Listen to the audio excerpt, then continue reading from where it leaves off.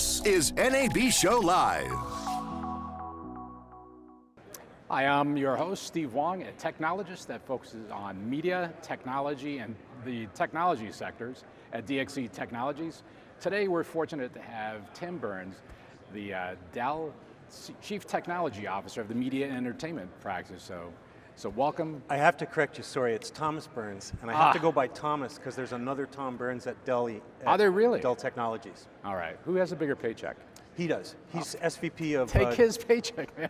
Global Compute and Networks. So he stays Tom, and I'm Thomas Burns. You know, it's funny, I worked at a company and they had another Steve Wong, and by mistake they sent me his paycheck. Then I saw he was making a lot more than me, and then I had a conversation. So yeah. You might get that paycheck, you never know. So again, when broadcasters changed, you know, from tape to digital, you remember that pain period? Yep. Because you were there. So tell me about what that was like in those days, because I think we're having a similar kind of big transition nowadays. I agree that it's same scale, same size of transformation, but that initial tape was brought on by kind of two things, the writer's strike and a tsunami in Japan. And so That's right. Right? I remember that. Law of unintended consequences meant that we all adopted a file-based workflow much quicker than the normal industry processes would have encouraged that kind of migration. Now we don't have any kind of external events to push this transformation, but obviously everybody's realized that you can't size a brick and mortar facility with on-prem architecture to cover the whole spectrum of workloads that you might be asked to undertake as a facility. So everybody's trying to work out where they stand on the spectrum from, one way to look at it is kind of rocks, pebbles, sand, right? Rocks being the fully capitalized on-prem infrastructure that's paid for and that you use across all the projects that you might have in. The pebbles are the per project things where you might have some OpEx tools that are used for 3 months while you work on a pilot, and those are charged to the production. Hopefully the production, you know, the series gets picked up, and then it becomes a facility-based show. And of course, we always need the level, the sand level, where we burst out to a cloud. I won't call it the cloud because every customer's workflow is different. And they may have multiple clouds. Multi-cloud is actually the fundamental strategy of Dell Technologies, so that all of our products, whether infrastructure, whether software, whether bundled solutions, all have a way to attach to multi-cloud, because who knew? Public cloud providers have sales. So cloud arbitrage is an excellent focus for a software company called Pivotal Cloud Foundry that is part of the Dell Technologies portfolio. And I've got to say, you know, our companies at DXC and Dell work closely together, and that's what we see with a lot of our companies in the Fortune 200. They're not all in somewhere because, you know what, there's a deal that happens next month, or there's a different configuration, how they're using things, and you've got to have a little bit of everything.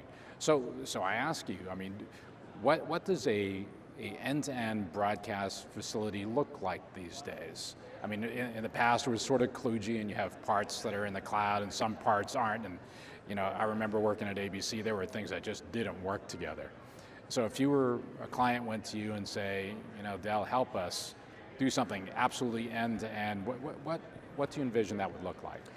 I can sell you, I think probably uniquely among the enterprise IT vendors, I can provide end-to-end media and entertainment solutions from workstations and displays through Dell Client Solutions, servers, storage, and networking through the Dell EMC brand, VMware through the VMware brand, and those software packages like Pivotal Cloud Foundry that I spoke of earlier.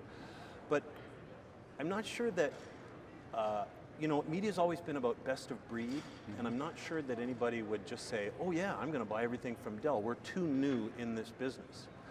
But again, the media and entertainment people have been about best of breed for a long time. So they want to have a particular solution for craft editorial, a particular solution for ingest, for WAN acceleration, for render transcode, asset management.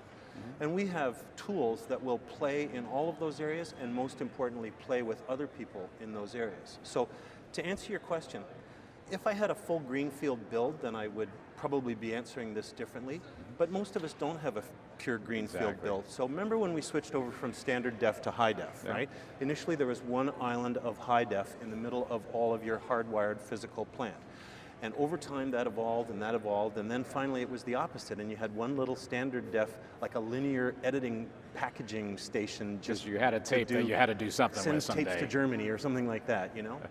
And so I think we'll see that now where you have some linear islands left over, a predominantly file-based, and when I say file, I mean on-prem file, but also taking advantage of object store technology, whether that's in the public cloud, whether that's a private cloud that you run for your customers, high security media things like the latest tentpole blockbuster picture, or most people are somewhere in the middle with a hybrid cloud position.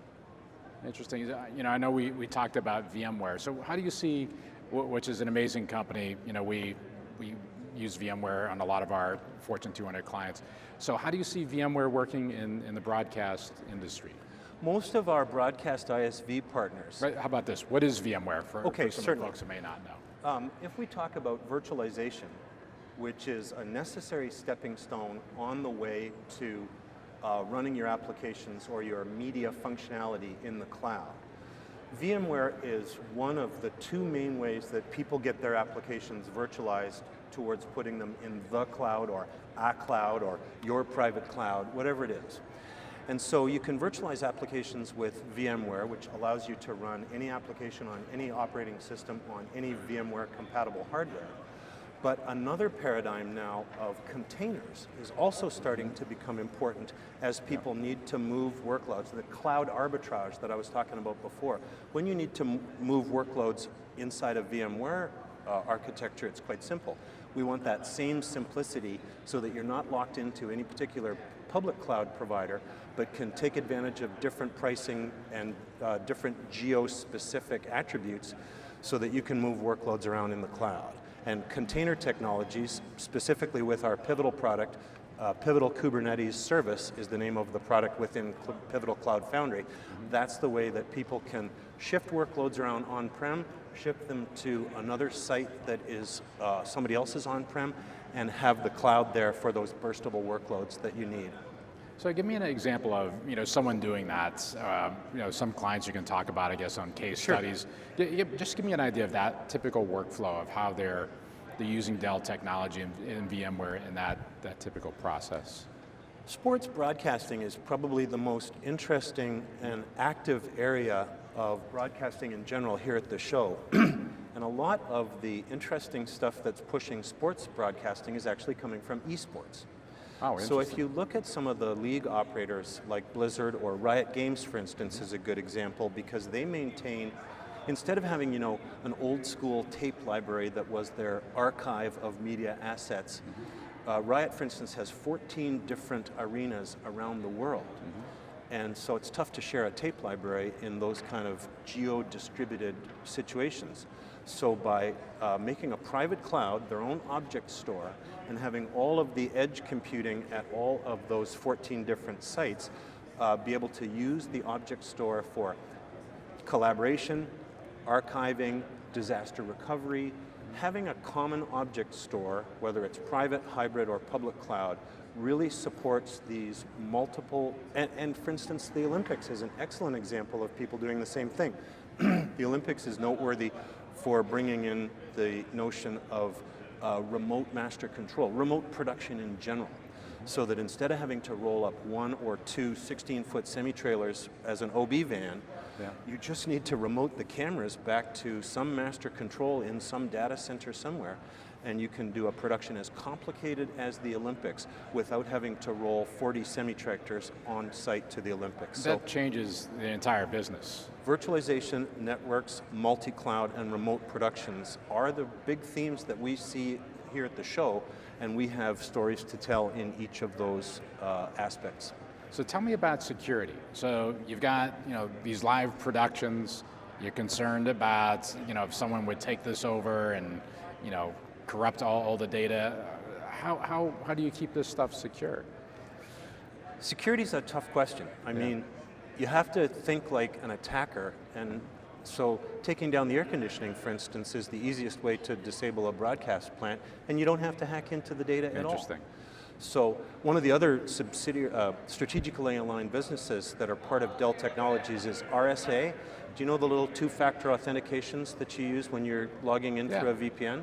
So we can provide end-level, like user-level security through RSA and the two-factor authentication tokens, but we also have a managed security product that will just take all that worry away from a particular broadcast facility.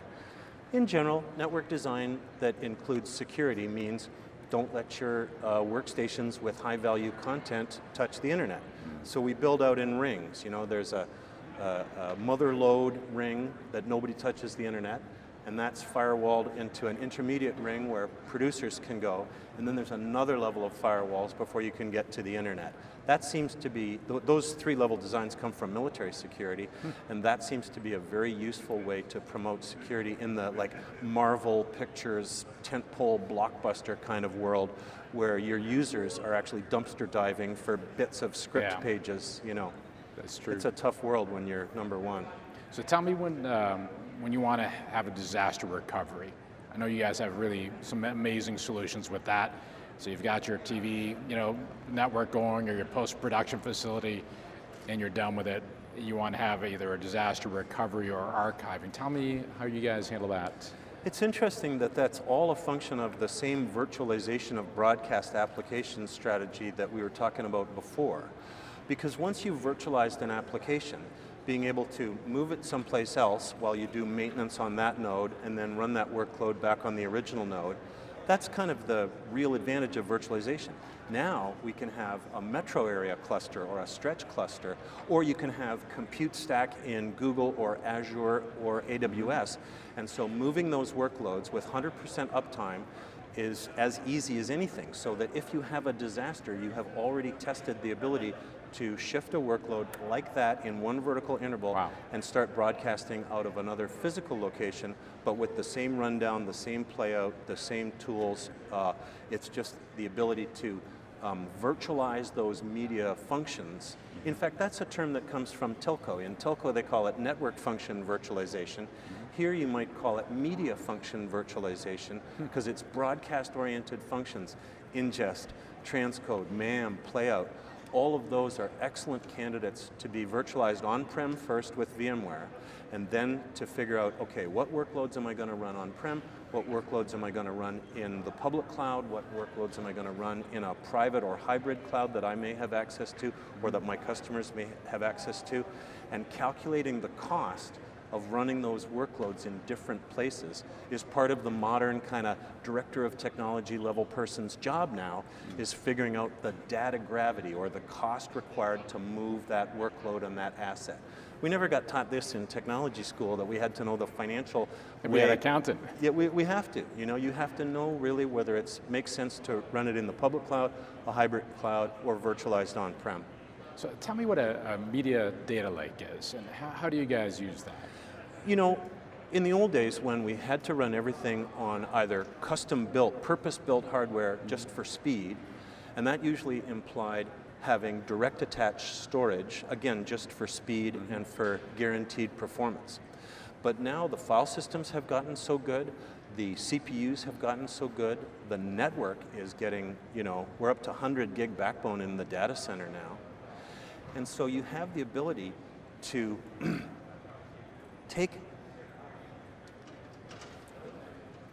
maybe I should answer this question a different way.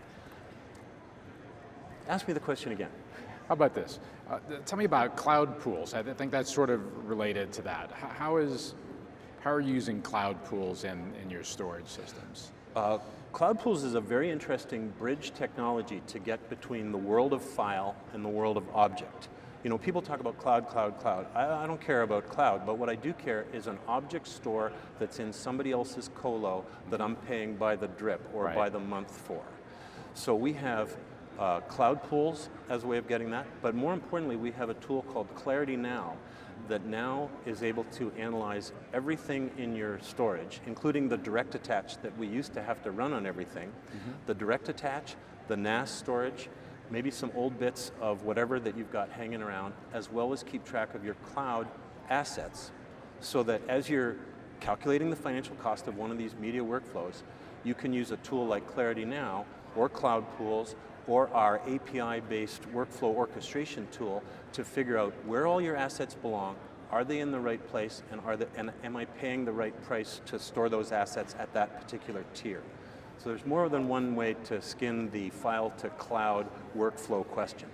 So after someone's invested in Dell Technologies with their system, how do you future-proof this for them? How do you future-proof their technology investment? You started to ask the question about scale-out NAS, and I kind of wandered down another path there. So I'll answer your question by saying about scale-out NAS. If you can expand your storage and don't have to migrate all that data off, reformat, remake your LUNs, remake your volumes, and then copy all that data back on, then in one sense you're future-proofed because you don't have to schedule those week-long maintenance windows in an otherwise impossible broadcast schedule anymore.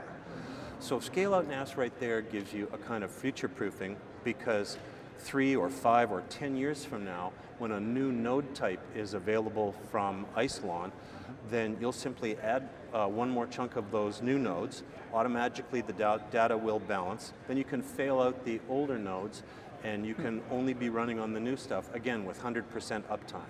So scale-out NAS is kind of the storage version of VMware where you scale out the compute side using vSphere so that and in fact if you buy one of our vSphere and VxRail is what we call the bundles, if you buy the bundle then we take care of all the maintenance and you're never more than one generation away from having the latest stuff.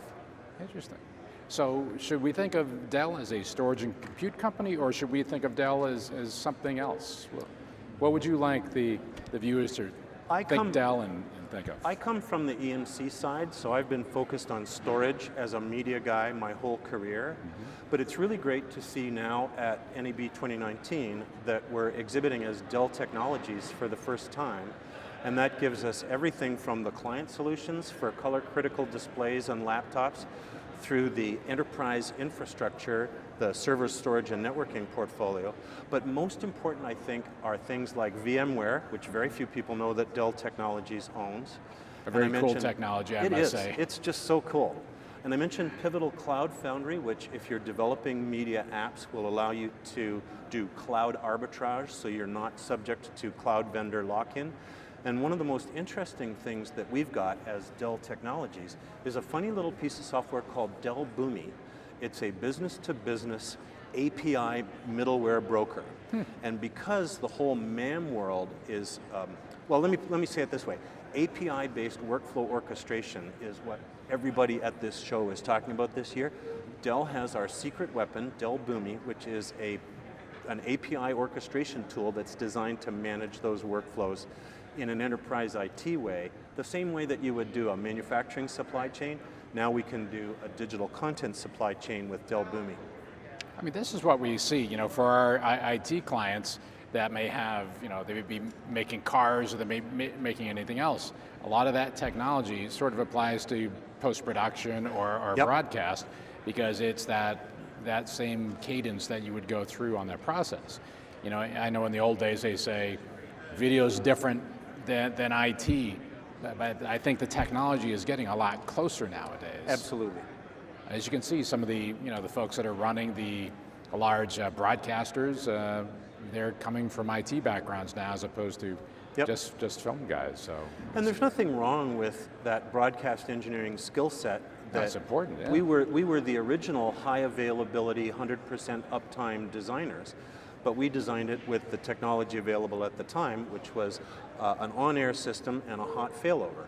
So all that money that you're spending just to have a system that's never used can now, through the benefits of enterprise IT techniques, start to scale out on both the compute side and the storage side, as well as things like Ethernet fabrics, software-defined networking, spine and leaf, what they call, so that you can scale out the network in a node-based way, you can scale out the compute, same, and you can scale out the storage, same. That really gives us an N+1 redundancy, which is better than the old primary and high availability failover site. Interesting. So I really want to thank you for coming out today. It was a pleasure, and Again, you guys are some of my favorite folks, so Thank I you, appreciate Steve. that. You too. Again, thank you so much for your time. And thanks very much for tuning in to NAB Live